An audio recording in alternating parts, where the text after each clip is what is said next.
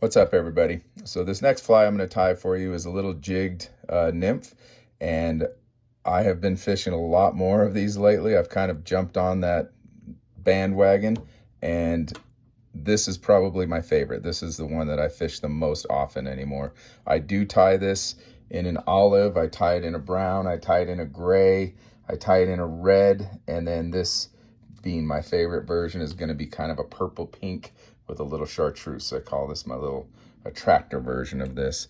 I don't really have a name for this, and I'm sure I'm using or copying a lot of other folks' flies here, but it's kind of the one that the version I like to fish. So I'm gonna start with some purple pheasant tail.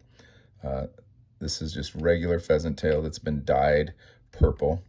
I'm sure you could use regular pheasant tail and get away with it and it would be fine. I just kind of like how this purple looks with the rest of this fly.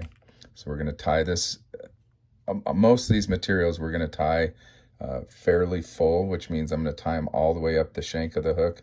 And the reason for that is that we're trying to create an even underbody.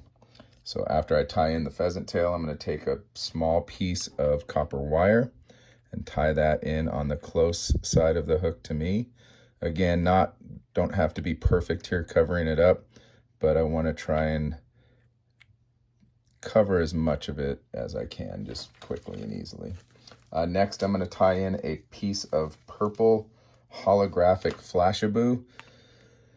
I've been using this holographic Flashabou in a lot of my flies lately, and I just really like it. I like the way the light hits it and reflects off of it. I think it gives a lot of depth to your flies. So if you notice, I'm now being a little bit more meticulous about my thread wraps, trying not to leave any giant spaces or gaps. I'm going to go back. We're going to do that whole thing one more time. We're going to go back to the tie-in, and then we're going to wrap back up, filling in any low spots. Mostly looking at the shape of the thread. So the next part is to take the holographic and the wire, and we're going to wrap those together, spiraling up the hook until we get, I don't want that to separate just yet, until we get to the thorax area or the front of the fly. We're going to tie that off. You have to treat these two materials differently. I'm going to trim the holographic, and I'm going to take one more wrap on this wire so I can crank down on the thread, and I'm going to helicopter that wire off. Cover up the excess. And now we're going to take just a little bit of UV epoxy, hit the underside and the back of it with the UV. Make sure you get all the way back to the end of it. Zap it with your light.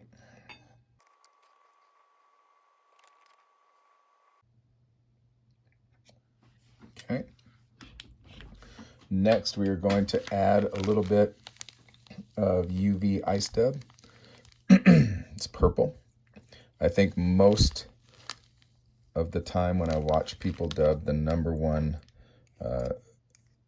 thing I would say is that they tend to put too much on at a time. So in this one, I'm gonna it's not a very big fly.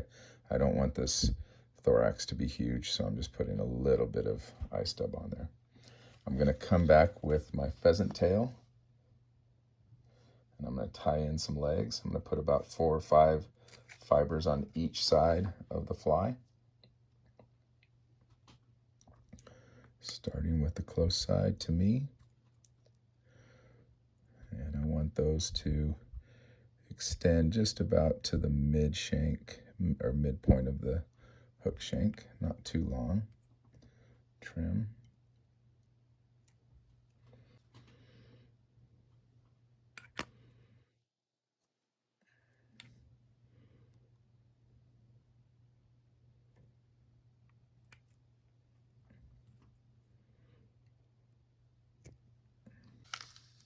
A little bit more ice dub. After you trim the butts of the pheasant tail.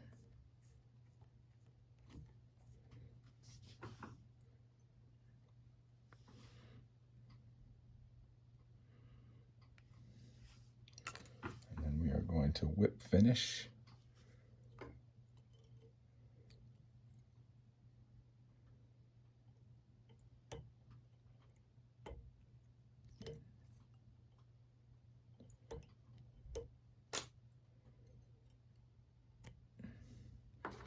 And one more little drop of a UV.